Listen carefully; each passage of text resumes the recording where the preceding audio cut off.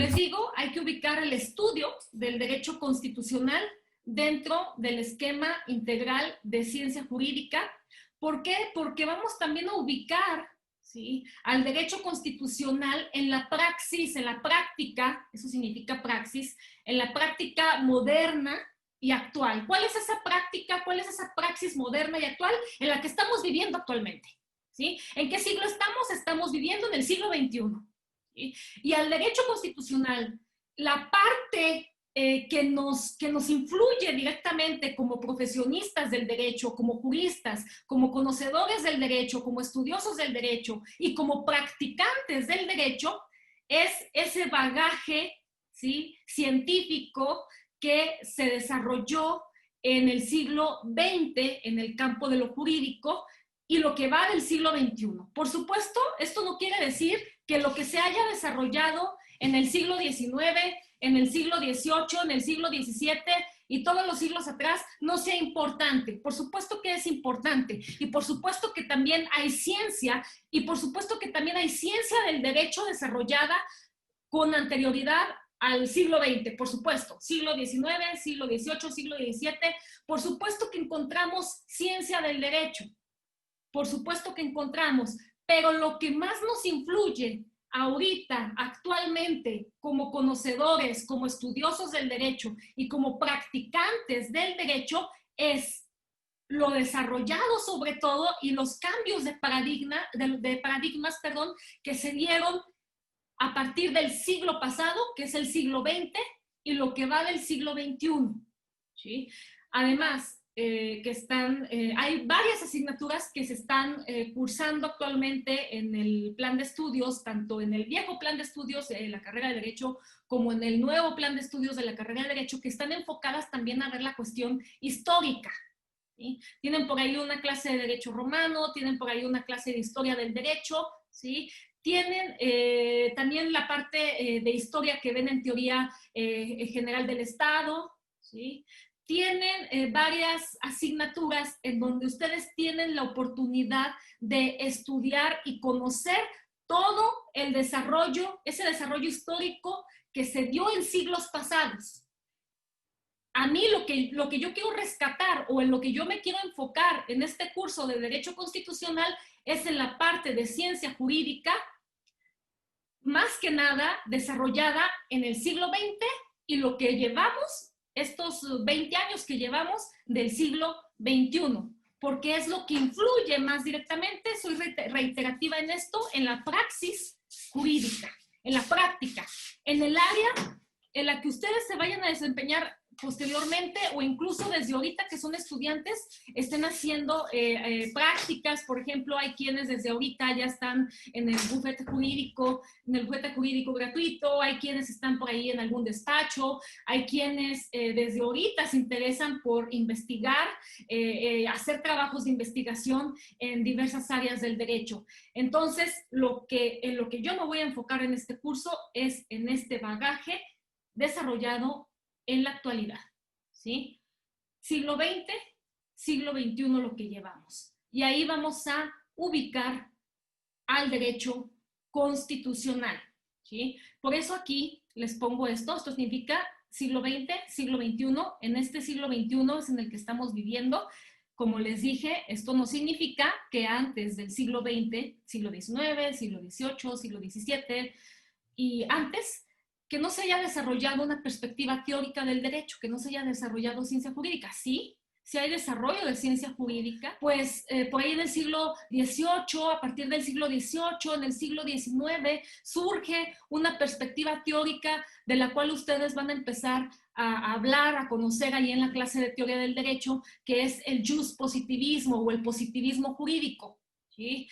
Esta tendencia teórica, esta tendencia o perspectiva teórica juspositivista, ¿sí? Pues tiene su auge en este siglo, tanto en el XVIII y más que nada en el siglo XIX. Y ahí se desarrollaron conceptos en el campo de la ciencia jurídica se desarrollaron conceptos que son conceptos elementales en el estudio del derecho, ¿sí? Por ejemplo, conceptos como obligación, como qué es norma jurídica, derecho subjetivo, derecho objetivo, sanción, ¿sí? Este tipo de conceptos con esta perspectiva teórica justpositivista se empezaron a formar, se empezaron a sistematizar en estos siglos. Pero en el siglo XX hay una nueva perspectiva en la ciencia jurídica, una nueva perspectiva teórica que tiene el objeto de masterizar, por así decirlo, de redefinir todos estos conceptos, ¿sí? Con un toque renovado de ese justpositivismo, ¿no? Esto ustedes por ahí les toca analizarlo en la clase de teoría del derecho, ¿sí? Aquí les pongo antecedente. Obviamente, aquí es muy importante que ustedes en esta parte de la historia, ¿sí? Ustedes sean conscientes que en lo que concierne al derecho hay una etapa de derecho premoderno y una etapa de derecho moderno. ¿Sí? La etapa de derecho premoderno es anterior al contractualismo estadual, ¿sí? Al contractualismo de por ahí de los siglos XVII y siglos XVIII. Del siglo XVIII más que nada en adelante tenemos esta segunda etapa de derecho moderno, ¿sí? Que es en la etapa en la cual nosotros pues estamos circunscriptos, estamos inscritos. A partir del siglo XVIII tenemos una etapa de derecho moderno y que luego hay una serie de cambios paradigmáticos que se dan a partir del siglo XX, ¿sí? Y que pues han permeado estos cambios paradigmáticos hasta nuestros días. O sea, en palabras también más sencillas, nos han hecho cambiar de chip, ¿sí? En cuanto a perspectiva también teórica y comprensiva y aplicadora del derecho. En esa etapa premoderna de estos siglos pasados, de estos siglos previos al siglo XVIII, del siglo XVIII, previo al siglo XVIII, que es cuando encontramos toda esa etapa de derecho premoderno, la perspectiva teórica que dominaba en todos aquellos siglos en cuanto al derecho, en cuanto a cómo concebir el derecho, cómo entender a las normas de derecho, era una perspectiva que ustedes van a escuchar que se llama perspectiva justnaturalista, ¿sí? Un naturalismo jurídico, un naturalismo clásico, justnaturalismo, en donde había una pluralidad de fuentes. Las normas jurídicas, las normas que regulaban a la sociedad, pues emanaban de una pluralidad, o sea, de diversas fuentes. No como ahora que nosotros reconocemos una sola fuente actualmente de donde emana el derecho.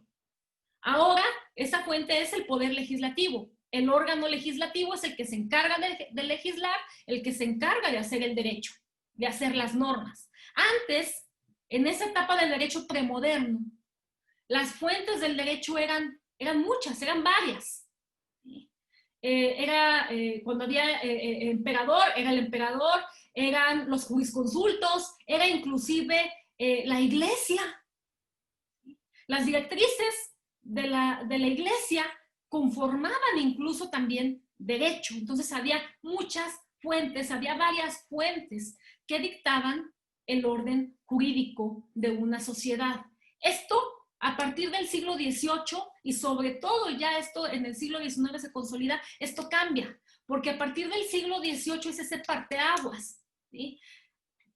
Ese parteaguas de etapas. Una etapa de derecho premoderno pasa a la etapa de derecho moderno, precisamente por el nacimiento de estas ideas del contractualismo, ¿sí? De la ilustración. En el campo de lo jurídico es el positivismo jurídico. el positivismo, que es una tendencia, una perspectiva que entiende al derecho de una manera distinta. Lo entiende en tanto que ahora el sistema de normas surge, emana de una sola fuente. Hay una fuente unitaria. ¿Cuál es esa fuente? El órgano legislativo, que hace normas, que hace leyes conforme a un procedimiento también legalmente establecido, ¿sí? Y que reconoce la validez de esas normas jurídicas emanadas de un órgano legislativo, ¿sí? En tanto a que cumplen o que fueron creadas conforme a esa receta, a ese procedimiento también legalmente establecido. Ya no hay esa pluralidad de fuentes. Hay una sola fuente que es el proceso, el procedimiento legislativo, ¿sí? Entonces, esto es un cambio, se les dice cambios paradigmáticos, ¿sí? Que se da en este siglo XVIII. Y a raíz de esta nueva perspectiva de cómo se hace el derecho, de dónde surge el derecho y cómo se entiende el derecho y cómo se aplica, también surge el constitucionalismo, ¿sí? Y se da el auge del derecho constitucional. Entonces, este parteaguas histórico, pues es muy importante que ustedes lo tomen en cuenta y no únicamente lo van a escuchar en esta clase. Yo ahorita se los estoy platicando de una manera pues muy sucinta, muy sumaria, muy resumida. Lo van a escuchar, este bagaje histórico lo van a escuchar en Historia del Derecho, lo van a escuchar en la clase en otras muchas clases más que van a ver, que ven cuestiones históricas, que ven cuestiones de parteaguas de la línea del tiempo, que concierne a lo jurídico, ¿sí? Entonces, nosotros estamos, si yo les pregunto, ¿en qué etapa del derecho estamos? ¿Derecho premoderno o derecho moderno? Ustedes me van a decir, pues estamos en la etapa del derecho moderno. ¿Por qué? Porque estamos en el siglo XXI y porque a partir del siglo XVIII se dio este cambio de concepción, de perspectiva, de cómo entender al derecho, ¿sí? Previo al siglo XVIII tenemos derecho premoderno. Posterior al siglo XVIII tenemos derecho moderno. Y tenemos el surgimiento de una perspectiva positivista, que luego en el siglo XX, pues también tenemos surgimiento de nuevas perspectivas que chocan con ese positivismo clásico que empezó a darse, que surgió a partir del siglo XVIII y que floreció en el siglo XIX, pero eso lo vamos a platicar ahorita un poquito más adelante, ¿sí? Ok, entonces, aquí en esta flecha, es por eso que pongo estos señalamientos, y luego acá, siglo XXI, o sea, siglo XVIII, siglo XIX, siglo XIX, ya les dije, florecimiento de la perspectiva positivista del derecho, que entiende al derecho como un sistema normativo, un sistema de normas, un sistema de reglas emanadas de una sola fuente, se los vuelvo a decir, pues el poder legislativo,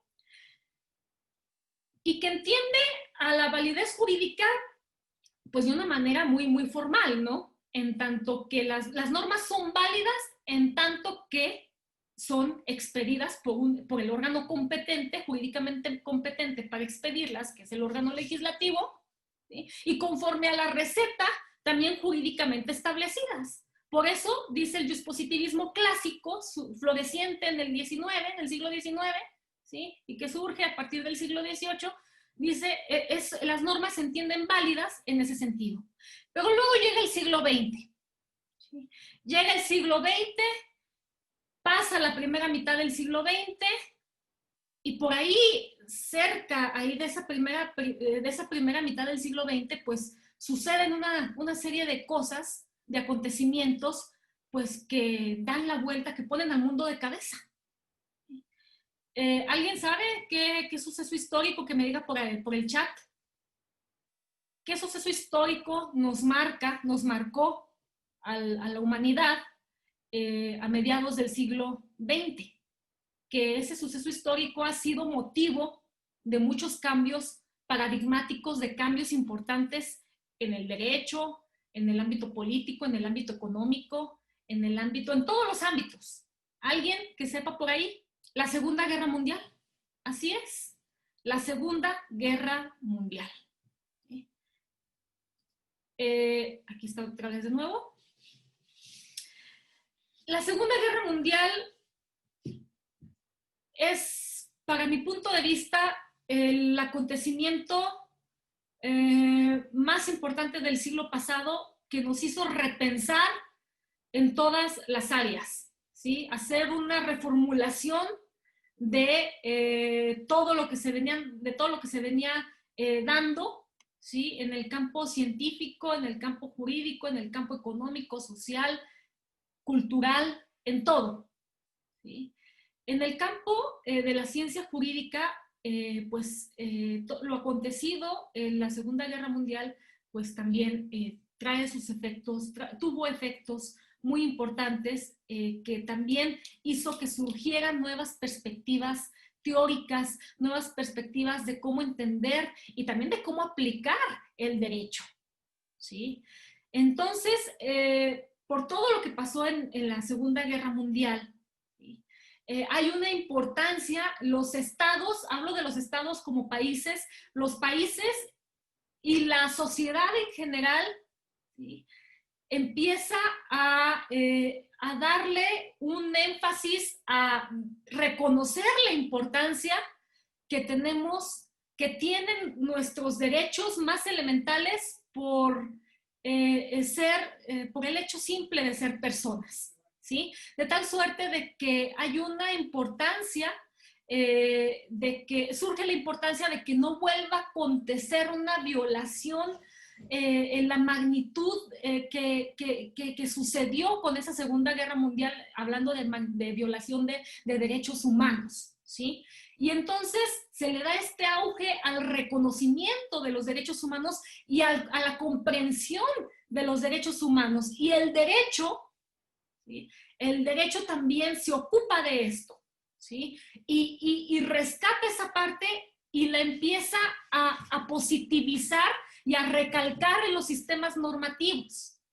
Y empiezan a surgir varias tendencias teóricas que se oponen, se van oponiendo a esa perspectiva teórica juspositivista clásica, que se le llama paleo-juspositivista, que surgió en esos siglos XVIII y que floreció en el siglo XIX y que hasta la primera mitad del siglo XX también venía siendo la mera buena, ¿sí?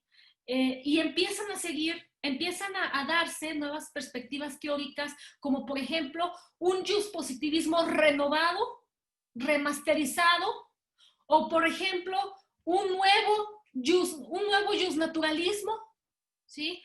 Y luego surge también esta corriente neoconstitucionalista, un nuevo constitucionalismo diferente a ese constitucionalismo con perspectiva teórica y positivista clásica de los siglos XVIII y XIX y la primera mitad del XX. Con esta segunda mitad se reformula, viene un nuevo chip, un nuevo constitucionalismo y luego un neoconstitucionalismo, que ahí vienen apuntados también con una perspectiva teórica, con una perspectiva justnaturalista. Rescatan de aquella vieja etapa de derecho premoderno, rescatan algunos puntitos, ¿sí? Porque aquella etapa de derecho premoderno en donde regía el justnaturalismo, ¿sí? El valor de las normas, ¿sí? Era un valor intrínseco de las normas en aquella primera etapa de derecho premoderno, que tenía que ver con lo justo, con lo bueno, con lo correcto. Y ahora, después del siglo XX, esa parte de alguna manera se rescata y dicen los neoconstitucionalistas, ¿sí? Es que las normas jurídicas deben de perseguir esa finalidad de lo bueno, de lo justo, de lo correcto, para que sean entendidas como derecho válido, ¿sí? No únicamente porque son expedidas por un órgano legislativo y que son válidas nada más porque siguieron o son emanadas de un procedimiento legislativo. No, dice, también porque las normas jurídicas deben de perseguir, deben de tener una pretensión es lo que persigues, es tu objeto, ¿sí? Una pretensión de corrección, o sea, de lo correcto, de lo bueno, de lo justo. Y eso de lo justo, la justicia es un valor, ¿sí? Y entonces conectan, los neoconstitucionalistas conectan el derecho con la moral, cosa que no se daba en la perspectiva clásica juspositivista. Ellos separan el derecho de la moral, ¿sí? Y dicen la validez jurídica, la validez de las normas es únicamente por el hecho de que son expedidas por un órgano competente, en este caso el órgano legislativo, conforme a una receta, a un procedimiento. Por eso son válidas. No nos importa si es justa o es injusta, ¿sí? Si es buena o es mala. Eso es aparte, dicen los juspositivistas. Lo que nos importa es que sea expedida por el órgano competente y conforme a un procedimiento de creación establecido también jurídicamente. Entonces hay este cambio de cómo entender, en el siglo XX hay este cambio de cómo entender al derecho y actualmente hay perspectivas teóricas que chocan entre sí. Eso es motivo de análisis de la teoría del derecho, más que nada. También de la filosofía de la justicia y de otras disciplinas jurídicas. Pero para mí es importante que ustedes tengan este bagaje previo porque yo espero que todo esto lo analicen profundamente en la clase de teoría del derecho, que lo hayan analizado también profundamente en la clase de filosofía jurídica que tuvieron en primer semestre, porque todo esto nos va a servir para ubicar a nuestro estudio que vamos a hacer en este curso del derecho constitucional, ¿sí? Entonces, aquí en el siglo XXI, encontramos a un nuevo constitucionalismo, ¿sí?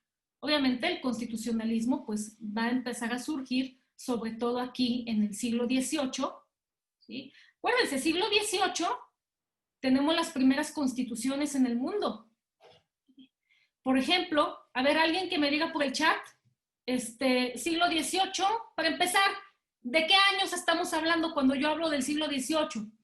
Alguien que me diga y alguien más que me diga, ¿qué constituciones, qué primeras constituciones ubica ahí en el siglo XVIII? Ahí surge el constitucionalismo, en el siglo XVIII. En el siglo XX tenemos, a raíz de esta segunda mitad del siglo XX, tenemos un nuevo constitucionalismo y esta rama de neoconstitucionalismo que también vamos a analizar en esta materia, ¿sí? Alguien que me diga, déjenme, dejo de compartir. Sí, a ver, voy a ver los mensajes anteriores. Dice por ahí Carlos Parra, bueno, la Segunda Guerra Mundial es una continuación de la Primera. Claro, también no olvidemos el suceso de la Primera Guerra Mundial, ¿verdad? 1914 a 1918. El siglo XX, desde que inició el siglo XX, tenemos sucesos muy importantes que nos han hecho cambiar la manera de concebir al mundo, ¿no? De concebir a todo lo del mundo. Luego ya después la Segunda Guerra, formalmente iniciada en el 1939, y luego termina en 1945, así es. 1700, cuando yo digo siglo XVIII, estoy hablando de los años 1700, efectivamente. Así es, Irving, muy bien. La Constitución de los Estados Unidos americanos, exactamente, o sea, de América, de hecho es la primera constitución democrática, con esa democracia innovadora, no como la democracia griega, o como la democracia antigua, no, sino una democracia innovadora. La tenemos con los estadounidenses, a raíz precisamente de la creación de la emisión de la Constitución norteamericana en el año de 1787, ¿sí? La Constitución española es una constitución nueva, es una constitución joven también, pero es del siglo XX la Constitución española. Acuérdense, la Constitución vigente española es de 1978, ¿sí? que rompe con ese periodo dictatorial, acuérdense, con Franco, previo con este periodo dictatorial que se dio previo a los 70s, la Constitución española es de 1978, la vigente, ¿sí? Pero de la primera Constitución, así como dijo Irving, efectivamente es la de los Estados Unidos de América. También encontramos ahí las constituciones francesas. En Europa tenemos también sucesos importantes en el siglo XVIII, 1789, ¿sí? Formalmente cuando da inicio la Revolución Francesa, ¿sí? Y luego, posterior a ese año, tenemos también las primeras constituciones que rompen con ese modelo absolutista monárquico en Europa, ¿no? En Francia concretamente, ¿sí? En 1791 en adelante tenemos ese surgimiento de constitucionalismo que rompe, ¿sí?, con el esquema monárquico absolutista que se venía dando en Europa precisamente hasta el siglo XVIII. ¿Sí? Empiezan las monarquías constitucionales, ¿sí? O sea, en donde el rey tiene que sujetarse, ya no tiene un poder absoluto, tiene que sujetarse a una constitución, ¿sí?, y que actualmente, hoy en día, inclusive, pues los reyes son meras figuras hoy en día en Europa, figuras, ahora sí que el rey reina, pero no gobierna. Por ejemplo, en España, pues así es, ¿no? El rey reina, pero no gobierna, ¿sí? Hay un jefe de gobierno que es el presidente español, ¿sí? Y así hay, son monarquías parlamentarias, ¿sí?, que esta evolución pues surge precisamente de ese parteaguas del siglo XVIII y del desarrollo del constitucionalismo que se ha dado a partir del siglo XVIII, pero en el siglo XX tenemos todavía cambios que son los cambios que, les digo, son los que directamente nos han afectado en sentido positivo, por supuesto, a la praxis, a la concepción actual del derecho y a la praxis actual del derecho, ¿sí? Ok, voy a regresarme ahí a la pantalla compartida. Ok. Entonces, aquí en el siglo XXI, pues claro, encontramos ese constitucionalismo que desde acá, por eso les hablamos ahorita de la Constitución norteamericana, del movimiento europeo que rompe con ese absolutismo monárquico. Desde acá del siglo XVIII, pues inicia esta corriente del constitucionalismo, con una perspectiva juspositivista clásica, ¿sí? Y luego en el 20, en esta segunda mitad, pues cambia la perspectiva, ya no es la dominante, la perspectiva clásica, hay un juspositivismo renovado e incluso un nuevo justnaturalismo que se encarga de hacer énfasis en lo justo, en lo correcto, ¿sí?, a raíz precisamente de buscar ese reconocimiento de los derechos humanos, ¿sí?, de los derechos fundamentales. Vamos a ver esto más a profundidad en las clases que siguen, pero aquí siglo XXI, segunda mitad del XX, y en lo que vamos en el XXI tenemos un nuevo constitucionalismo y de lo que algunos llaman como neoconstitucionalismo, con ese toque de neo-justnaturalismo, ¿sí? Y esto es importante verlo desde 3 puntos de vista, desde 3 perspectivas, desde 3 vertientes, ¿sí?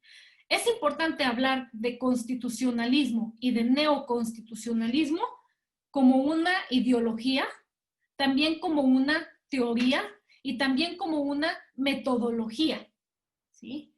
Y aquí, en esta parte de ideología, dice Luigi Ferrajoli, él propone hablar de constitucionalismo como ideología, pero también hacer énfasis y distinguir el constitucionalismo ideológico o constitucionalismo como ideología, distinguirlo de constitucionalismo como sistema jurídico. Luigi Ferrajoli dice, esto es lo que a mí me importa.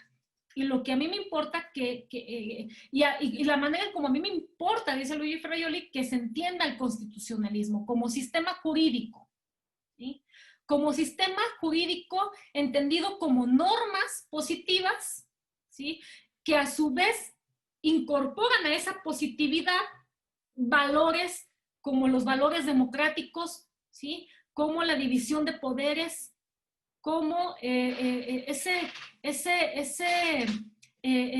respeto a la igualdad jurídica, a la igualdad política, que quede positivizado, ¿sí? Para que podamos hablar de un constitucionalismo como sistema jurídico, ¿sí?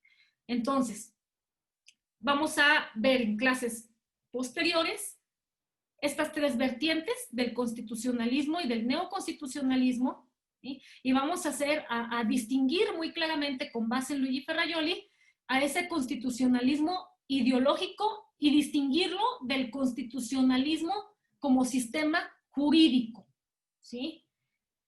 Aquí, en el constitucionalismo jurídico, pues, ya que entendamos al constitucionalismo jurídico, es decir, entendido como sistema jurídico, pues ya entonces, ya que lo entendamos, podemos estar en condiciones de hablar del constitucionalismo jurídico del que nos toca a nosotros, del lugar donde vivimos, que es en México, ¿sí? Hablar y conocer, comprender el constitucionalismo mexicano, hablar de nuestro derecho constitucional, conocer nuestra Constitución, y sobre todo conocerla en el entendido de que la Constitución vigente es una Constitución también del siglo XX. La Constitución actual, la vigente, es la Constitución de 1917. Es este documento emitido, creado, originado en el año 1917, al inicio del siglo XX. Y aquí le pongo a la fecha, ¿verdad? Porque aun y cuando ha tenido muchas reformas, ¿sí? No, es la Constitución que nos rige, ¿sí?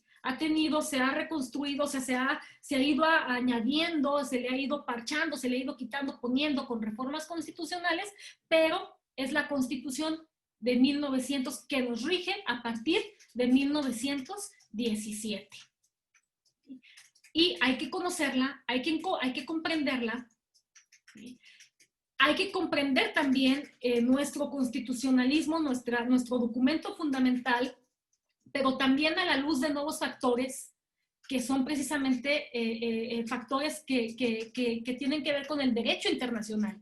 Por ejemplo, todo lo que tiene que ver con el reconocimiento de derechos humanos en el ámbito internacional y que de acuerdo al artículo 1 de la Constitución mexicana queda incorporado en nuestro constitucionalismo y en nuestro sistema jurídico entendido, precisamente constitucionalismo entendido como sistema jurídico, ¿sí? Nuestro sistema jurídico tiene también que tomar en cuenta, incluye la parte de la convencionalidad. Cuando yo hablo de convencionalidad, estoy hablando sobre todo de la convencionalidad en materia de derechos humanos, ¿sí? Y que el artículo 1 de la Constitución mexicana así lo establece, ese reconocimiento, ¿sí?, de los tratados internacionales en materia de derechos humanos, ¿sí? Entonces,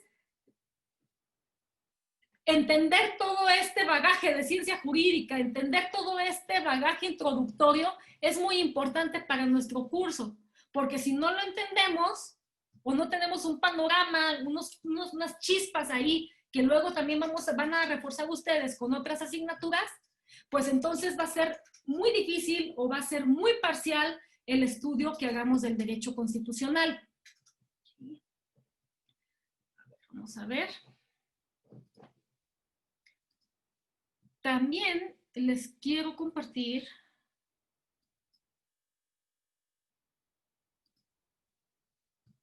este otro apunte.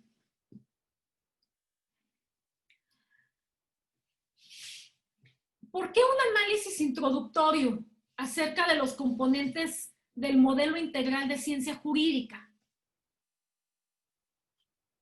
A ver, primero que nada, ok, ya nos dijo la maestra que tenemos que recordar, comprender, recordar si ya vimos de esto en primer semestre o si ya el maestro de ahorita de segundo semestre ya empezó a platicar acerca de este modelo integral de ciencia jurídica, bueno, a recordarlo, a retomarlo.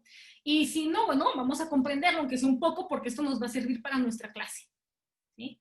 Entonces, ¿cómo se compone este modelo integral de ciencia jurídica? El modelo integral de ciencia jurídica se compone, y aquí se los pongo, con varias esferas, por varias disciplinas. ¿Sí? La teoría del derecho es una de las disciplinas que componen este modelo o esquema integral de ciencia jurídica.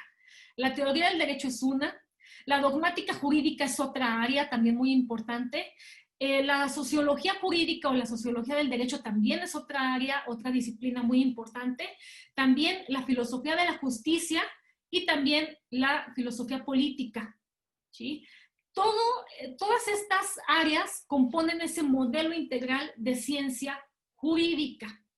Y todo lo que se desarrolla, todo lo que analizamos, lo que descubrimos en esta parte nos sirve, ¿sí? Nos nutre, nos es útil para entender al derecho constitucional, para estudiar al derecho constitucional y para practicar el derecho constitucional. ¿Sí? Estas áreas de la ciencia jurídica, este modelo de ciencia jurídica que se compone por estas áreas, pues tiene sus métodos, tiene sus discursos, tiene sus campos de investigación. La dogmática jurídica tiene sus campos de investigación, tiene sus discursos, ¿sí? Tiene sus métodos. Y la sociología también. Cada una de estas áreas tiene sus propios discursos y sus propios métodos. Por ejemplo, aquí, la teoría del derecho se encarga de hacer un análisis de la positividad. ¿Sí? Si nos vamos con el modelo teórico del derecho de Luigi Ferrajoli y nos ponemos a analizar una de sus obras fundamentales, que es Principia Juris, ¿sí? Pues vamos a encontrar un análisis, un enfoque teórico, ¿sí? De tipo juspositivista, porque Luigi Ferrajoli pues es juspositivista, aunque es un juspositivista renovado, ¿verdad? Él propone como teórico del derecho una reformulación de conceptos que incluso se dieron en esa vieja etapa, en esa clásica etapa del juspositivismo. ¿Sí? Él es un juspositivista renovado, él es uno de los precursores más importantes de esta nueva corriente juspositivista renovada, remasterizada del siglo XX en adelante, de la segunda mitad del siglo XX en adelante. ¿Sí? La teoría del derecho, ya sea con enfoque clásico o con enfoque renovado, pues siempre se ha encargado de hacer un análisis estructural de conceptos. Es un sistema, es un aparato sistematizador, la teoría del derecho, de conceptos, formulador de conceptos. Y estos conceptos estructurales sirven para el campo de todas las áreas del derecho. Y por supuesto que sirven y son aplicados estos conceptos al ámbito del derecho constitucional. ¿Sí? Por ejemplo, conceptos que se formulan aquí en la teoría del derecho, que se estudian en la teoría del derecho, como Estado de Derecho, Estado constitucional y democrático de derecho, derechos fundamentales, ¿sí? Todos estos, democracia sustancial, todos estos conceptos que se desarrollan en la teoría del derecho no son útiles en el ámbito del derecho constitucional. Por ahí, la primera actividad que ustedes van a hacer, y de hecho lo van a hacer el jueves, es analizar, van a escuchar unos videos, que de hecho ya se los tengo ahí calendarizados en la plataforma.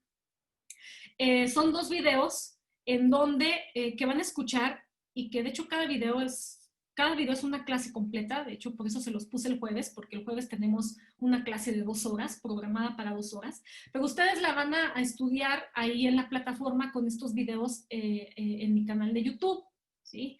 Los que no estén en la plataforma, también se los voy a compartir ahí al grupo de WhatsApp, para que el jueves, ustedes solitos, no nos vamos a ver por Zoom, ustedes a la hora de clase de 11 a 1, o bien ya ustedes organizan su tiempo, pero no dejen de hacerlo, tienen que analizar estos videos, tienen que escucharlos, porque va a reforzar, junto con esta explicación que yo les acabo de dar ahorita, va a reforzarles este análisis introductorio acerca de los componentes de este modelo integral de ciencia jurídica. ¿sí? Y ahí van a ver, sobre todo, la parte, van a empezar a ver lo concerniente a la teoría del derecho, y luego en el segundo video voy a hablarles acerca de dogmática jurídica, sociología jurídica, filosofía de la justicia, y cómo influye todo esto, ¿sí? Junto con la teoría del derecho en la composición de ese esquema integral de ciencia jurídica, ¿sí? Entonces, a ver, déjenme, dejo de compartir. Ya nada más para finalizar, nos quedan 10 minutos. Voy a mostrarles aquí otro esquema.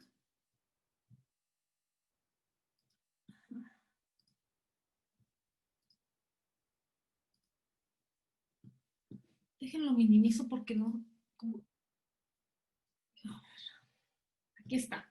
Miren, una de las funciones que realiza la teoría del derecho, TGD o Teoría General del Derecho, es un análisis estructural de conceptos que ya se los dije esto, que son aplicables a todas las áreas del derecho positivo, entendido el derecho positivo como un sistema normativo de fuente legislativa, ¿sí? Estos conceptos, por ejemplo, que formula la teoría del derecho, Estado de Derecho, Estado constitucional y democrático de derecho, derechos fundamentales, igualdad política, división de poderes, soberanía popular, todos estos conceptos nos van a servir acá en el ámbito, en el área del derecho constitucional. ¿Sí? Y esto ya se los dije, todo esto nos va a servir como un antecedente para ya luego ponernos a estudiar al constitucionalismo mexicano y al derecho constitucional mexicano, o sea, ese constitucionalismo jurídico entendido como sistema normativo en lo concerniente al derecho mexicano, ¿sí?